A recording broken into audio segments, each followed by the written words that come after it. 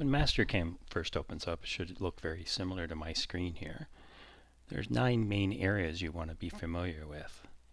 The first area, this big white section, is the graphics area where we draw whatever it is we need to machine.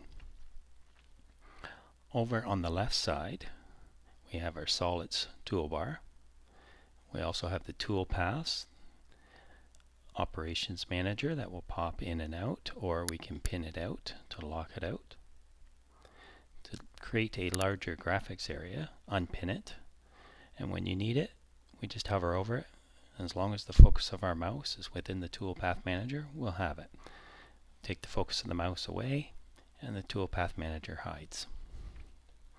Across the top are our drop-down menus. Any command can be activated from these, or we can turn on different toolbars with the icons to activate commands as we see fit. The common ones are all preloaded as you see here, such as delete an entity, delete duplicate entities, clear the screen colors, activate a C-hook or user application, choose the construction plane, choose the view plane, zoom in and out, zoom to a target area, zoom selected, fit the screen, repaint the graphics, undo and redo, and our open, new, save, and print functions. The drawing commands load below, such as create points, create lines, create arcs, create rectangular shapes, create fillets and chamfers, and create splines, our most common drawing commands. Right below them, it shows the current position of our cursor. We also have the fast point option and our auto snaps.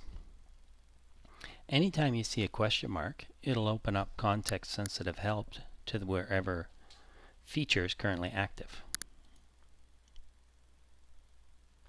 The ribbon bar will change depending on the command that's active. The ribbon bar tells you what you need to do, has input fields. This button will let us select all of certain entities, certain colors, certain levels, and other options. The only button will let us select only entities of a certain color or certain type or on a certain level, and etc. This will reverse our selection. So for example, if I had selected this entity but I wanted all the others selected, I would just click it and I've selected the other entities. When we're in a command and the ribbon bar is active and we want to tell it we're done making our selection, we can end the selection here, or we can unselect everything and start again. On the right side of the screen, this toolbar stores your most recent commands. And below it, we have our fast point selection. So for example, I can quickly mask all points on my screen, all surfaces, or all lines, or all circles, etc. Across the bottom is the status bar. The status bar lets us work in 2D or 3D mode, select our graphics view, select our work coordinate system, select what plane to work in, set a current Z level for the construction of geometry. We can also set the current color for any wireframe geometry, any solids, or any surfaces.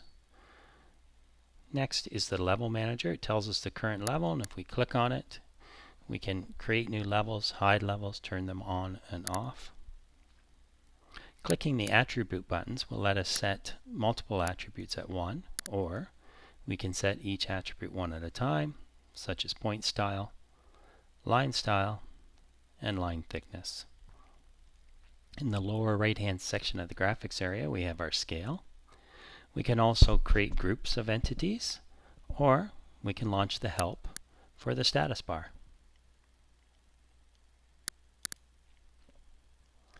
In the lower left-hand corner, it's important to always pay attention to that. We'll see several things. We'll see our XYZ axis icon, the current view we're in, and it also tells us what our tool and construction plane is. For most of what you'll do when you're learning Mastercam, you always want your construction plane set to top. To reset it to top, clicking the isometric view is a quick way to do that.